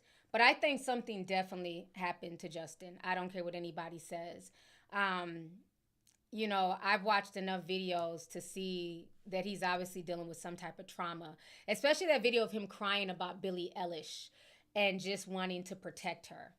You know, the way he was just holding himself and just crying and rocking back and forth. Like that man has seen some things. So it's unfortunate. He's not the only one. He's not the only one. You know, it's a sick industry, unfortunately. You know, I'm still waiting for the Chris Stokes deep dive to come out. So, yeah, it's a lot that's happened to a lot of these young men. But I think if he unfollowed them for a reason. I really do. Of course, Usher hasn't said anything. He hasn't acknowledged it. But, yeah, people are definitely talking. They definitely are. Let me go ahead and read a few more super chats here. We have over 10,000 people in here. Please hit the like button if you guys are enjoying the stream. Please hit the like button.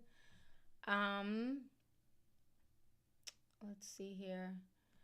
Saba sent 5 says Drake's tripping and I'm loving it, or whatever Kendrick Lamar said.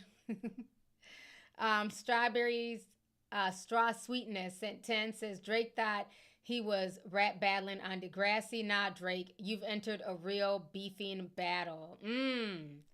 That's a great point. That is a great point. Thank you so much for the super chat. Nash sent $2 says Drake loves dissing women. He may really pop ass with them. That is true. Unknown to Man sent $5 says crazy how hip hop was just fighting to not use lyrics against them, and Drake is doing that very thing, trying to use lyrics against K-Dot. That is a really good point, because this could really set a precedence, like if he was to potentially somehow win this, because that is true. They're fighting in court cases to not use song lyrics against them and to say that it's just music, it's just art, it's just creativity.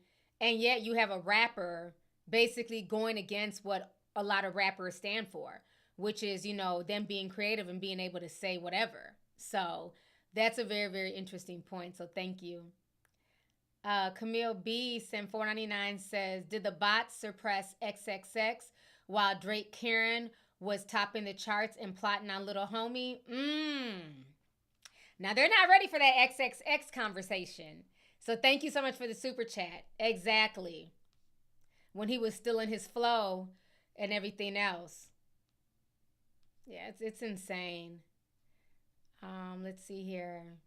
Deborah B sent $2, says, okay, everybody, get this live to Kendrick ASAP. Tell Kendrick I want to be his lawyer. Thank you for the super chat too. Teflon Butterfly sent $4.99 said, hopefully black men will realize Drake never really liked them. He used them. Not one white influencer named in the lawsuit. Facts. Because there's a lot of white influencers who made videos. How about the one dude, What's the Dirt? I mean, he did a lot of breakdowns on the beef. And, you know, I know his videos got millions of views, especially during that time. So why is his name not in the lawsuit? You know? So, yeah, it's really interesting. It's very interesting. Selena sent $5.99 says, ooh, alive, had to catch the playback. Love from a Belgian tea sipper. Okay, shout out to all my Belgian tea sippers out there. Thank you for popping in. Tizzy sent $50, says Drake is pitiful. He's a clown in a circus. I don't know if Wayne and Drake are cool or not, but I can't wait to watch the Super Bowl with Kendrick and Wayne. Drake needs to stop messing with ninjas' braids. They got Black Air Force energy. Thank you so much for the super chat. I appreciate you.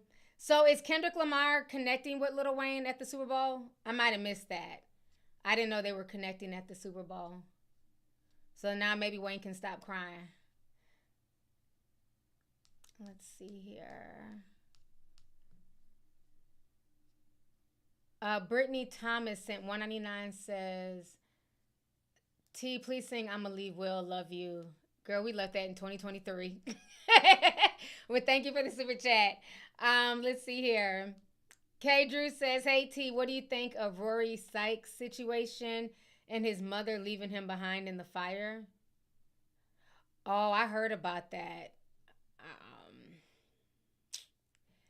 I don't know. I'm not going to judge her. They tried to say that he was a child star. I don't remember him from being a child star. Let me see if I can find it. I can't judge her. Like, I see people like going off on her. But what was she supposed to do? Burn in the fire too? Like, I don't know. That had to be a really hard decision for her to leave him. Let's see. The mother. I'm trying to find a short clip. Let's see. There's a short clip on the situation. He basically, long story short, he told his mom to leave him in the fire because he's I don't know if if he was bedridden, if he had an illness or something. And there was nobody to lift him. He wasn't in Goonies. I don't remember him from Goonies. I'm a child of the damn 80s and 90s, honey. He was not in Goonies. We're not going to do that, okay? I know all the Goonies members. You Goonie! We're not going to do that. He was not a Goonie, okay? Let me share this with y'all. This is him. Y'all know damn well he was not in Goonies. We're not going to do that. Yeah, I don't remember him from the Goonies. But this is the story here. I think this is a short one. Let's watch this. On Wednesday morning, I noticed that my son's cottage roof had some floaty debris with ash falling on his roof. So I raced up through the ash, burning my dress and things, but I tried to put the flames out on his roof with the hose pipe, and there was no water. So I kind of freaked out about that, and Rory had locked the door. He wasn't coming out because he'd got swollen feet and he needed the bathroom. He said, Mom, just leave me, you go sort yourself out, I'm good. So when I got to the station at 6, 7 o'clock in the morning, they were all there with their trucks, and they said, what are you doing, Shelley? You're supposed to have left Malibu. And I said, my son has locked himself in his cottage and he won't go out, and they're starting to get these flames. Can you please put the water out? I've got no water on my land. And they said, oh, we don't have any water either. I said, what do you mean you don't have water? I said, please do something. He needs to get out of his cottage. Okay, so that's basically the situation there. That's his mom talking about it. From what people are saying in the chat, he was popular in the UK. Because I'm like, I don't remember him in any American show. That's what I hate about like how the mainstream media just tries to like hype things up. You know, again, rest in peace to him. But they're acting like he was like I could see if it was like he was one of the kids from like Different Strokes or Facts of Life. I'm like, I don't remember him. But now it makes sense why I don't remember him. He wasn't even from America. Because this is my first time seeing the mom. Like I thought she was American. I don't know, like she was, you know, Aussie or from the UK, whatever. So now it makes sense. I'm like, I don't remember, but they kept saying he was a child star. He was a child star. Yeah, overseas. But nonetheless, basically he was bedridden and she couldn't lift him. You know, and he told his mom to go. I'm not going to judge her. I think that is heartbreaking. You know, she ran to try and get help. You know, there was no water there. So he basically, you know, burned to death in the house because he couldn't get out the bed and she couldn't carry him. So that had to be very heartbreaking. You know, I don't know why people would clown her or, you know, make her feel worse than she felt. But then it's like, if you're in that situation, what do you do? Do you sit there too? If you have 2 good legs and you can run out of a burning building, are you going to sit there and die too? So I don't know. I'm not going to judge her. I think the whole situation is just sad. I think everything that's going on right now in LA with the fires is just, it's heartbreaking. It really is. So yeah, I'm not going to judge her at all. That's just very, very tragic. Yeah, and then she's an older woman, you know what I mean? She can't drag him. Hell, I can barely lift 5 pounds. I'm not dragging a 100-pound man, you know? Like, we don't know she got bad shoulders, you know? So it's sad. It's just pray and thank God, you know, that you've never had to be in that type of situation. I will pass no judgment on her whatsoever because I know it has to be heartbreaking for her as a mother, you know? Especially knowing that her son suffered like that. It's extremely sad. Let me see here. Verbal Beauty 18, Sim 499 says, my grandma just passed away and this live is getting me through it. I miss her, but I feel like God took her home before things got crazier. I'm sorry for your loss. My condolences. And I'm really happy that this live is putting, you know, some type of smile on your face. So thank you for sharing that with us. Yeah, it's a lot going on right now. You know, you have a lot of people who have like lost their lives. They've lost everything. And my thing is, even with the fires, I'm noticing, you know, a lot of people are feeling like it's just mainly the celebrities affected, and it's not. People need to also understand that there is a lot of regular people. There's a whole Black community in Altadena in California. There's a whole Black community of people that were affected who lost everything. And that community in Altadena was started because of redlining, because back in the day, there was only certain places that Black people could buy homes in that state. And that was one of the first places that allowed Black people to buy homes. Well, that historically Black area has literally been burnt down. They're near Pasadena. And now it's kind of mixed. It's Black and Hispanic. So there's a lot of people. So, you know, while, again, I feel bad for anybody who lost everything, right? Because it doesn't matter how much money you have or don't have. Your memories, your home, you know what I mean? That affects us on a human level.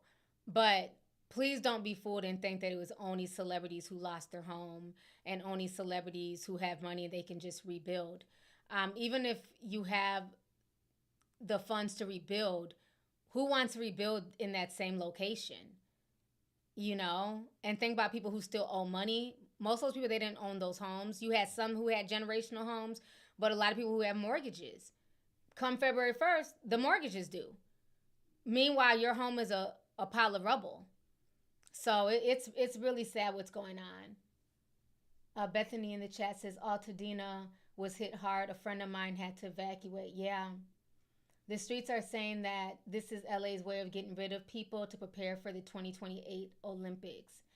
I'm hearing a lot of different rumors. You know, I don't want to say one way or another, but either way, it's very heartbreaking to see so many people just devastated. And while a lot of people, we talked about this yesterday, and we had a Zoom meeting yesterday, we talked about this. A lot of people seem to think that these fires and this situation is only going to affect California. And it's not. Understand that even though you don't live in California, it's still going to affect you. Why? Because once those insurance companies left, and at this point, now that I even know more information, I can't even blame them for leaving.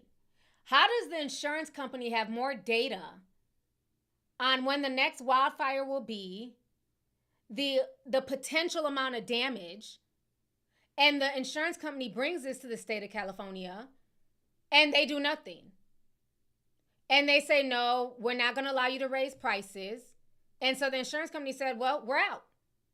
This is a country that thrives on consumerism, corporate greed. Why would you think they would stay? Because now that more information is coming out from the insurance point of view. Some people are paying upwards of $100,000 a year for fire insurance. What regular person just has that to give towards fire insurance? It was becoming more and more costly. People couldn't afford it. They didn't want to stay. They packed up and they left. So what's going to happen, it's the trickle-down effect. This is why I always say whatever happens in one part of the world, no matter where, it ends up affecting everyone. California produces a lot of our food here in the States. A lot of the vegetation, agriculture. So expect food prices to rise because it's definitely put a kink in the supply chain with these fires. A lot of the people, you know, who had been out there picking the fruit, making the food, all that stuff, a lot of them have lost their homes. So their homes were lost in fires. A lot of companies, businesses, it's going to be a big trickle-down effect on top of the tariffs that are supposed to be being placed by Trump against China and other countries. So the food prices are going to rise and the insurance prices are definitely going to rise. Because at the end of the day, it's a win-win for the insurance companies. Why? I can pull out of California, save my money, and then I can just raise the rates in states that are not really prone to natural disasters. So I can raise the rates in Michigan or Utah or, you know, just wherever to offset Cali. And they're saying this is one of the most costliest natural disasters in U.S. history. So expect that everybody, even if you've never stepped foot in the Palisades, you've never looked at those beautiful beaches, your pocket will be hit in 2025. Trust and believe. Which is just insane, and it's sad, but it's the truth. It's the truth.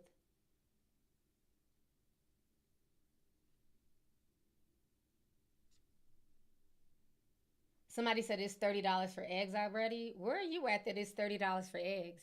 They've gone up, but I haven't seen them be $30. That's scary.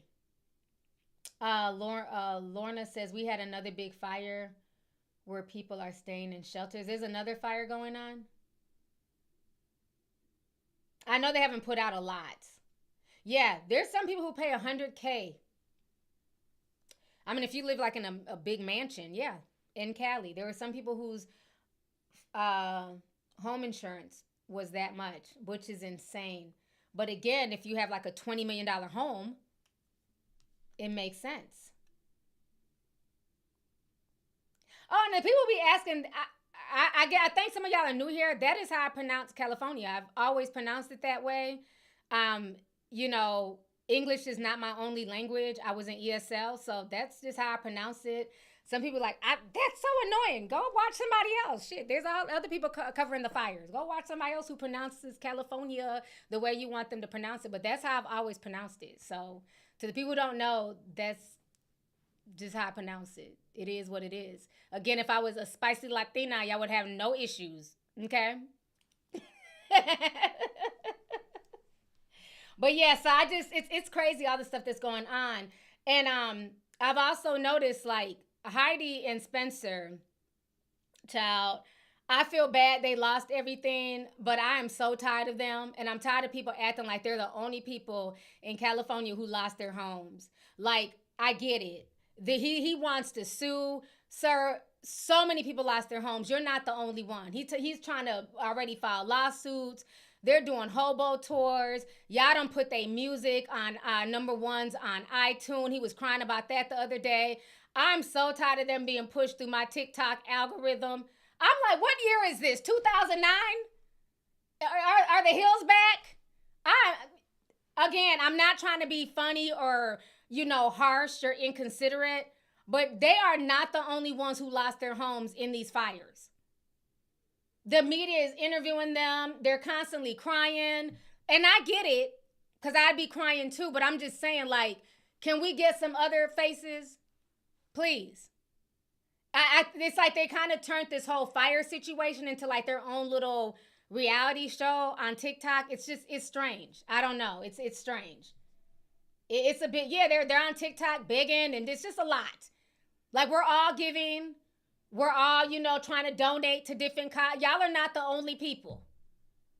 And my thing is, with a lot of the celebrities who are asking, like Mandy Moore, she got into it with her fans because people was cussing her ass smooth out. And she told everybody to fuck off. First of all, I have not heard Mandy Moore. I ain't heard her name since I'm Missing You Like Candy. Like that, I have not heard. I didn't even know she was still around, child. They said she was on TikTok begging for, she was posting GoFundMes. So she wanted people to, like, you know, donate to a GoFundMe for her brother. I think the brother has a baby on the way with his wife. Their house burnt down. So she wanted her followers to donate to the GoFundMe. And so people started Googling her net worth, and they're like, bitch, you're worth $14 million.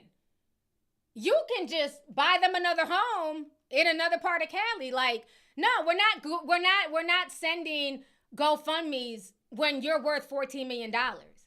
When you have people who literally are worth nothing right now. They've lost, like, your home is your biggest asset. When you talk about people's net worths, you have people who have lost their first home and their only home. Ain't nobody about to sit here and cry tattooed tears over your third home or your beach house. So it's been like, the comments have been cool. I've been in some of these comment sections. You can tell Luigi was the catalyst with the whole health insurance, but people are not having any sympathy for the rich. And again, I'm not saying, you know, my heart goes out to anybody who lost their home. But people are really letting it be known that they do not care about the rich folks. They are dragging. Oh, yeah, they was like Mandy Moore. They was lighting her up. So I don't know. They just felt like, yeah, they're not donating to her brother's GoFundMe. And it was like this whole back and forth on TikTok and stuff like that. But, you know, but Paris Hilton didn't come out begging. She just said her house, she lost everything, and she thanked the firefighters, and, she was very classy with it. Just like with Janae. That's why I kind of got upset when people were dragging Janae. Janae is very unproblematic. I've never seen Janae bragging on social media and acting like, you know, she's up here and people are beneath her. Very unproblematic. You know, so you have a lot of celebs who did lose their home. They lost a lot of things. And, you know, fortunately enough for them, they have a nest egg or they're able to rebuild or to move elsewhere. You know, but then you have people who have lost everything who are not celebrities. So, yeah, it's sad. And then I also don't like the fact, talking about these fires, I think it's a big catalyst, right? So you have where it could be a potential act of God, arsonist. And from what I've been researching and just the videos I've been watching, because I like to look at stuff away from the politics. I don't really care about all the shit that Elon Musk and Trump keep tweeting. I don't care what, you know, the left wing is talking about, their whole back and forth. You got real people out here suffering. So I don't care about the politics. So for me, I'm watching TikTokers who are real firefighters. I'm going to YouTube channels and I'm watching people who actually build homes. People who deal with fires. And from what a lot of them are saying, they're saying that, honestly, this was something that was unprecedented. And there was just too many fires, too big, it spread too fast with the help of the Santa Ana winds. They said you literally could have had the whole West Coast, like all the fire departments on the whole West Coast, and they wouldn't have been able to contain the Palisades fire in a timely manner. Because they said just for you to control the fire on one home that's burning, you need at least 2 fire trucks hitting it from both ends. So imagine when you have an entire block. There's not even enough fire trucks in the state to have covered every single home. Now, you did have some billionaires. The one who ran for, I believe, mayor, I forget his name. He had his own private fire department. So when the fires started, he was able to have them hose down and keep hosing down. He has like a shopping center in the Palisades. So his shopping center was saved. But again, a lot of people were mad they're making that a political thing. That's not right. That's crazy he was able to do that. That is an option for people. If you have the money, you can sign on to have a private fire department, and their only job, they have one assignment, and one assignment only, is to protect whatever piece of property you want them to protect. Y'all know who I'm talking about?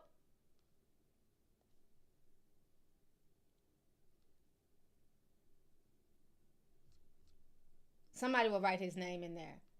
But his shopping center was saved because he had a private Rick Caruso. Thank you, Rick Caruso.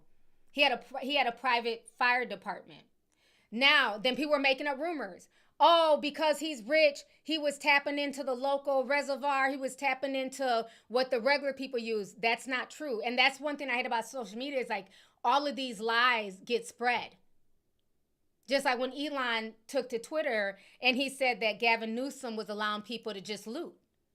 Why would you say that when you have a huge platform? Because now you're basically planting seeds that it's okay to go looting. When that was never said, that's not okay. And anybody caught looting, they need their ass whooped. And they need to be prosecuted. So people were spreading rumors that, he was tapping into like the local, they're not allowed to. When you have a private fire department that you have hired, they come in with their own tanks of water. They are not allowed to. And I believe they film every step of everything. They have, they have to document it. So they're not allowed to tap into the city hydrants.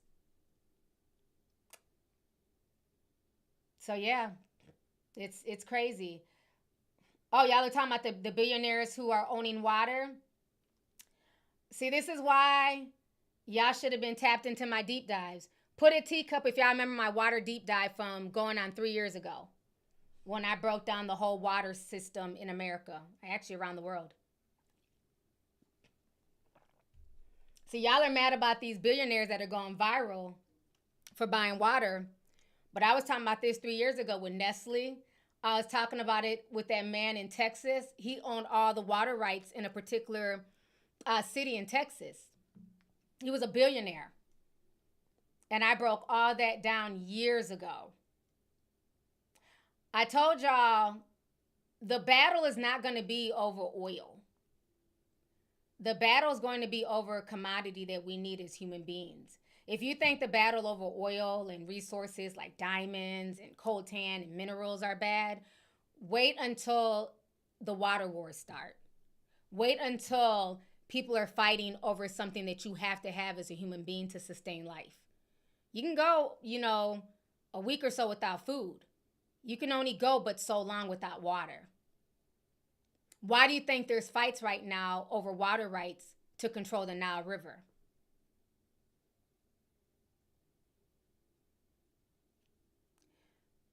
There was a lot of rumors, too, that were being spread that there's some type of spiffit between Northern California and Southern California that supposedly there's like some type of water system where they could turn on a switch and then the water is supposed to flow from Northern California to Southern California. It's a lie. No such thing exists. One of the reasons why I choose to live in Minnesota, and I said this in my deep dive, I grew up here, but I've lived in LA, I've lived in the Carolinas. But one of the things that brought me back home, especially when I was looking to build, is geographically what made the most sense. In Minnesota, we are one of the 5 states plus Canada. We border with Lake Superior. Lake Superior is the largest fresh body water in the world. And a few years back, I talked about this in my deep dive. They try to make a pipeline from Lake Superior to take water out of our lakes and siphon it down south. And that was shut down. One, it would cost billions of infrastructure dollars to siphon water from one area all the way down south. And all of the states, Michigan, Minnesota, all the states that border Lake Superior, they said no. You don't get the benefit of living in fucking Arizona with your summer year round and, nice weather, and then get to siphon our water. If Arizona's in a drought, oh well, y'all figure it out. We're not allowing people to siphon. If you want Lake Superior water, you need to come to Minnesota. You need to live in Wisconsin. You need to live in the Midwest, that, one of those states, and pay taxes. You don't get to come and siphon our water. And I agree 100%. So that's why I'm here. That's why I tell y'all, geographically, you have to really start looking at this type of stuff. Yeah, it's cold right now. It's like -2.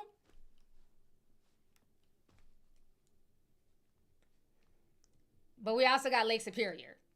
So I don't know. You got to really, really look at stuff like that, because the weather phenomenons, like, all jokes aside, weather is about to get worse. There's going to be more droughts, more heat waves, more fires, more hurricanes, tornadoes, all of that stuff. And the safest part, I have researched this for years. The safest part of America is in the Midwest. Yes, granted, tornadoes come, but they're not as frequent as these damn hurricanes and these wildfires. So people are going to start moving further and further inland, because a lot of the coastal cities are not even going to be here in 20 years. They're sinking. Florida is sinking. United States will not even look the way it looks in the next 20 to 30 years because of global warming, the glaciers melting, the water rising, and all that stuff. But damn, I just went on a whole nother tangent. All right, I'm about to get ready to get up out of here. It's time for me to go. I'm over here talking about water wars and everything else. Time for me to go on that note before they pull my stream. Let me read these last few chats. I'm gonna get up out of here. Thank y'all for tapping in. For y'all who just got y'all's memberships, watch my water deep dive. So make sure y'all check that out. There's a lot of good information. Oh, Kita sent $5 says UMG responded to the lawsuit. Okay, let me pull that up before I go. Thank you for that. Let me see here. Let's see what they say. Okay, UMG responds. Oh. So this is what UMG is saying. Let me share my screen real quick here. So UMG responds to Drake's defamation lawsuit, calling it illogical and frivolous. The company has vowed to fight back against the lawsuit. Okay. Let's see here. Universal Music Group firing back at Drake's lawsuit. In a strongly worded statement on Wednesday, UMG. Okay, what are they saying? Okay. Not only are these claims untrue, but the notion that we would seek to harm the reputation of any artist, let alone Drake, is illogical, the company wrote. We have invested massively in his music, our employees around the world. We have worked tirelessly for many years to help him achieve historic commercial and personal and financial success. Wow. The music giant said that Drake himself had often engaged in rap beefs featuring bombastic claims about his opponents. Didn't I say that earlier? Damn, I need to be a lawyer. The very thing that he now claims is illegal. Throughout his career, Drake intentionally and successfully used UMG to distribute his music and poetry, to engage in conventionally outrageous back and forth rap battles, to express his feelings about other artists. He now seeks to weaponize the legal process to silence an artist's creative expression, and seeks to damage UMG for distributing that artist's music. Didn't I tell y'all? Didn't I say that earlier? He's trying to burn everything behind him. He's trying to leave rap and burn it. He's basically the Khaleesi, okay, mother of dragons of the hip-hop industry. He wants to burn down the kingdom. What in the Game of Thrones is going on here? The hell? Then they go on to say, we have not and do not engage in defamation against any individual. At the same time, we will vigorously defend this litigation to protect our people, our reputation, as well as any artists who might directly or indirectly become a frivolous litigation target for having done nothing more than write a song. Let's see. They said anything else? Yeah, so that's what UMG had to say. I agree with them 100%. I'm about to start calling Drake the mother of dragons, because this don't make no sense. He's really trying to burn down the industry. This is really damn ridiculous. About to call him Drake Leesey or some shit. Got to come up with a name for him. But thank you for that. Thank you for that update. Let me see here. Lola Fairchild says, did you hear about the Syracuse authorities wrongfully detaining an 11-year-old girl for a carjacking? No, I didn't hear about that. I'm going to have to look into that. Miss Melanated sent $4.99, says, I heard that because of this Proposition 13 froze property taxes. I heard the brush hadn't been cut back in 30 years because of that. Wow.